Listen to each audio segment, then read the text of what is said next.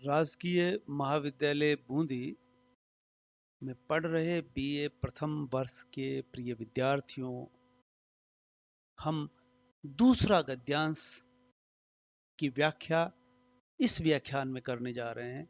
आप अब तक 2 वीडियो के द्वारा एक गद्यांश को सुन चुके हैं और ये जान चुके हैं कि गद्यांश क्या होता है, सब प्रसंग व्याख्या कैसे की जाती है। ये सुन चुके हैं कि उषा प्रेमवदा की वापसी कहानी का गद्यांश आप सब प्रसंग व्याख्या सुन चुके हैं और उस व्याख्या में विशेष क्या है ये भी जान चुके हैं। अब आप दूसरी व्याख्या के बारे में जान सकोगे। दूसरा गद्यांश इस तरह से है। यदि गृह स्वामी के लिए पूरे घर में एक चारपाई की जगह यहीं है तो यहीं पड़े रहेंगे। अगर कहीं और डाल दी गई तो वहां चले जाएंगे। यदि बच्चों के जीवन में उनके लिए कहीं स्थान नहीं तो अपने ही घर में परदेशी की तरह पड़े रहेंगे। और उस दिन के बाद सचमुच गजादर बाबू कुछ नहीं बोले। ये दूसरा गद्यांश है। आप पहला गद्यांश में आप एक अलग मनोस्थिति से गुजर चुके हैं। अब आप एक दूसरी मनोस्थिति जिसमें गजादर बाबू पहले वाले में अपेक्षा कर रहे थे, सिंदूर की विडंबना बता रहे थे, परिवार में पत्नी की स्थिति बताई और उनके संबंधों की दूरी बताई। अब इसमें वो परिवार को लेकर के ये बताने जा रहे हैं कि इसके बाद उन्होंने जैसे कुछ कहना ही छोड़ दिया।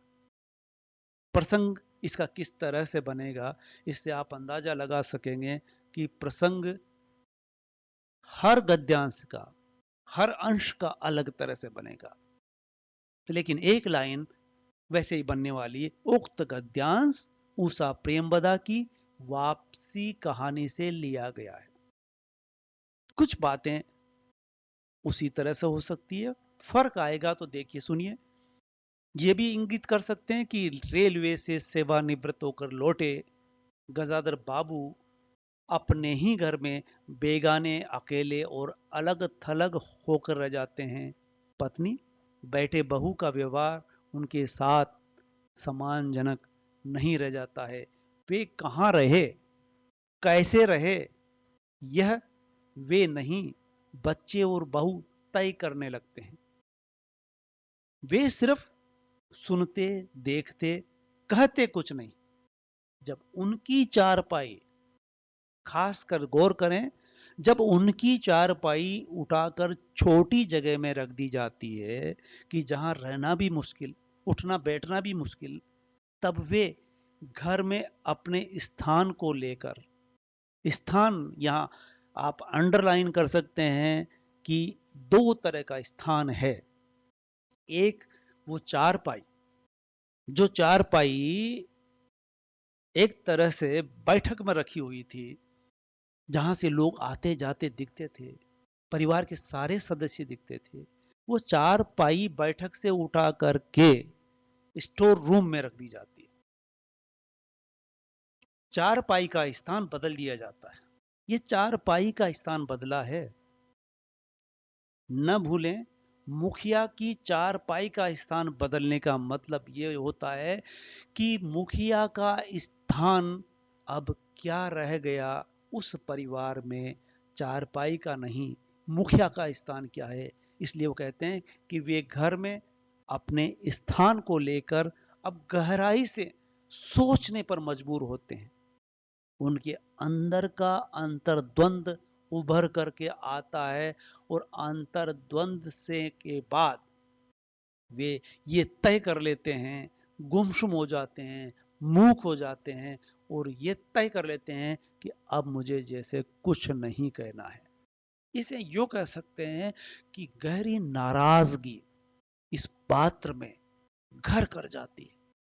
और शायद उसका पीछे का कारण यह है कि जब पहला गद्यांश आपने सुना था, उसमें पत्नी से अपेक्षा की जा रही थी कि पत्नी तो कम से कम उसके साथ बैठेगी।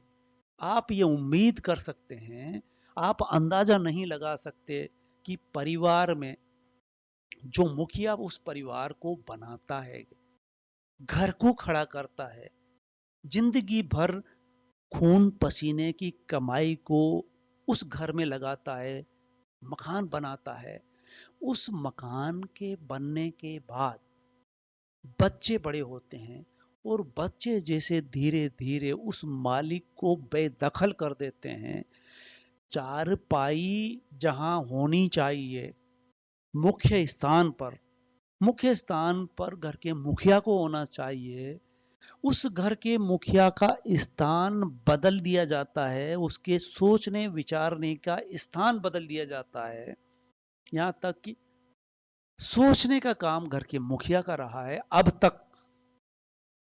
दूसरी बात, अब तक का मतलब यह निकलता है कि गजादर बाबू ही अब तक सोचते थे। दूसरा अर्थ यह निकलता है कि समाज की संरचना कितनी जल्दी जल्दी बदल रही है कि संयुक्त परिवार में घर का मुखिया सर्वोपरि सर्वे सर्वा हुआ करता था, और अब घर का मुखिया मुखिया न रह करके नए नए आए घर परिवार के सदस्य, नई पीढ़ी के वो सदस्य उसकी जगह न केवल ले रहे हैं बल्कि उसको नकार रहे हैं, उसको नजरअंदाज कर रहे हैं।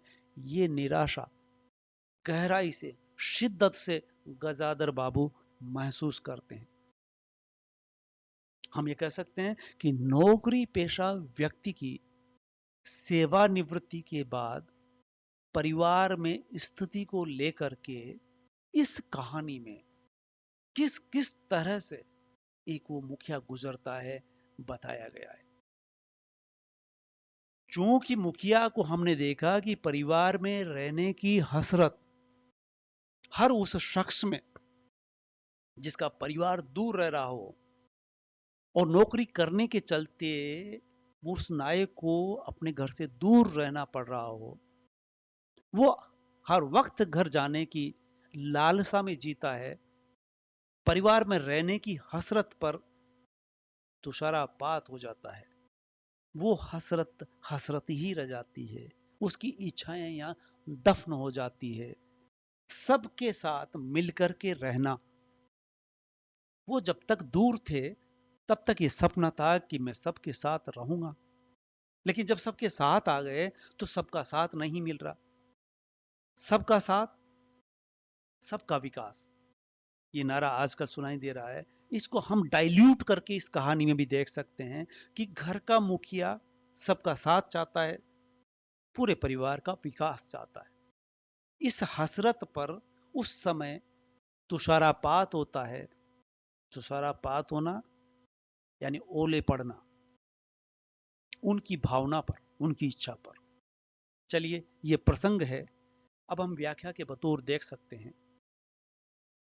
गृह स्वामी का घर में क्या स्थान होता है, इस बात को गजादर बाबू स्वयं बराबर सोचते हैं। जिसने घर बनाया संवारा, वही एक दिन बेगाना हो जाता है। वह कहां रहे, यह सवाल उससे पूछे बिना तय कर लिया जाता है नई पीढ़ी के उन बच्चों के द्वारा। घर के फैसले जो कभी वह लिया करता था, आज उसे पता भी नहीं चलता कि फैसला हो चुका है, बिना उसकी सहमति के, बिना उसे पूछे ताचे। ये सदमा वो नायक, वो घर का मुखिया बर्दाश्त नहीं कर सकता, और ये नई पीढ़ी अंदाजा भी नहीं लगा सकती कि ये दौर आज उनके सामने भुगटित हो रहा है पिता के लिए। कल ये बेटे उसके जब बड़े होंगे तो गजादर बाबू की स्थिति में ही होना है। लेकिन ये एक ऐसी घटना है जो सबकी जिंदगी में आती है, लेकिन सभी ये सोचते हैं कि जैसे मेरे साथ नहीं होगा। गजादर बाबू के लिए सवाल चारपाई कि एक स्थान से उठाकर दूसरे स्थान पर रख देने भर का नहीं है। गौर करें, पंक्ति थी, यदि गृहस्वामी के लिए पूरे घर में एक चारपाई की जगह यहीं है अगर, तो यहीं रहेंगे। ये एक तरह से जिद वृद्ध व्यक्ति की बोल रही है। वो कह रहे हैं कि अगर इन्होंने चारपाई को उठा करके मुख्य स्थान से, बैठक से उठा करके स्टोर रूम में रख दिया गया है, जहां घर का सामान रखा जाता है, घर का सामान भी वो सामान जो अक्सर काम नहीं आता, जो काम आता है वो तो अपने अपने स्थान पर अलग अलग कमरे में होता है, अलग अलग जगह पर होता है, जो नहीं आता वो स्टोर रूम में डाल दिया जाता है। ये देखो, सिंबॉलिक उषा प्रियंवदा ने प्रतीकात्मक रूप से किस तरह से अपनी बात कही है कि उसे कहां रख छोड़ा है चारपाई को, कि अब आप यहां नहीं, अब आप यहां रहेंगे। यहां क्यों नहीं रहेंगे? क्योंकि यहां पर जो बहू बैठती है उसको बराबर आपका लिहाज रखना पड़ता है। हंसी ठिठोली चलती है तो आपको देख कर के ये चुप हो जाया करते हैं। इसलिए आप बैठक के बजाय आपका आराम का ठिकाना अब घर के स्टोर रूम में रखा जाता है। ये जब बात उन्होंने सुनी तो उन्होंने प्रतिक्रिया में कुछ कहने के बजाय ये और कह दिया कि एक चारपाई की जगह अगर यही है मेरी, तो अब यहीं रहेंगे। अब ये नहीं कहेंगे कि विरोध भी नहीं करेंगे, ये भी नहीं कहेंगे कि मैं जहां था वहां रहूंगा, या वहां न रहूं तो कम से कम यहां नहीं रहूंगा।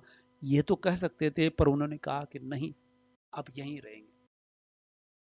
तो चारपाई को हटाकर यहां लगा दिया, तो अब यहीं पड़े रहेंगे। पड़े रहने में ये बोध होता है, पड़े रहना ये मजबूरी को इंगित करता है। चारपाई को हटाकर, हाँ आगे, पिता का सवाल अपने सम्मान का है। पिता बच्चों से, परिवार से सम्मान की अपेक्षा रखता है। वे किसी तरह से ऐतराज करने के बजाय बच्चों के मन में उनकी इज्जत क्या है इस पर मनन करते हैं और चुप लगा लेते हैं। अब घर के सदस्य के बजाय परदेशी अर्थात मेहमान की तरह रहने लग जाते हैं। जैसे मेहमान, जितना कहा जाता है, जितना बताया जाता है उतना सुन लिया जाता है, उतना बता दिया जाता है। वे गुमसुम हो जाते हैं। वे किसी से अब कुछ नहीं कहते, बल्कि ज्यादातर वे चुप ही रहते हैं। एक तरह से हड़ताल पर चले गए। हड़ताल जिस तरह से की जाती है, विरोध स्वरूप मौन हड़ताल, जिसमें कहा कुछ नहीं जाता लेकिन किया कुछ नहीं जाता, यानी वो प्रतिक्रिया नहीं दे रहे। बाप बेटों में बहस विचार विमर्श भी नहीं होता। सम्मान के बजाय बुजुर्ग को फालतू समझकर व्यवहार किया जाने लगा है। इस तरह से इस गद्यांश में एक वृद्ध व्यक्ति की निराशा उभर करके सामने आती है। विशेष करके हम इसमें क्या देखते हैं, गृह स्वामी का घर में स्थान बताया गया है कि वो बदल रहा है, बदलते बदलते स्थान बदल जाता है। उनके सम्मान में सेवा करने के दौरान और पेंशन पाने के दौरान बदल जाता है। उसके लिए घर में स्थान नहीं रह जाता है, रह जाता है तो स्टोर रूम में जगह मिलती है। ये क्यों हो रहा है ऐसा? व्यक्तिवादिता के चलते बुजुर्ग के लिए स्थान खत्म हो चले हैं। गृहस्वामी अपनी इज्जत के लिए संघर्ष करने के बजाय वापस हो जाता है। कहानी का शीर्षक पर गौर करें। कहानी का शीर्षक क्या है? वापसी। कहानी इतनी बेहतरीन तरीके से इस नायक के मन को,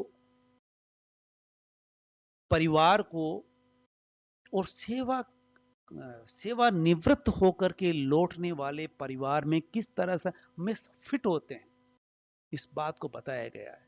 याद रहे, कहानी आज की लिखी हुई नहीं है, 1965 में लिखी गई कहानी है।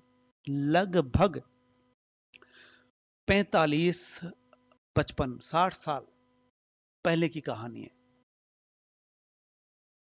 55-60 साल पहले के दौर को ये कहानी इंगित करती है, जो भारत में घटित नहीं होता। उस वक्त ये सवाल उठाया गया था कि ये कहानी भारतीय परिवेश की नहीं, यूरोपियन परिवेश की है उस वक्त। लेकिन आज जब इस कहानी को पढ़ते हैं तो कोई भी पाठक ये नहीं कह सकता कि बुजुर्ग के साथ ऐसा नहीं होता, बल्कि ये कहेंगे कि ये तो घर घर की कहानी है, बल्कि आम हो चला है।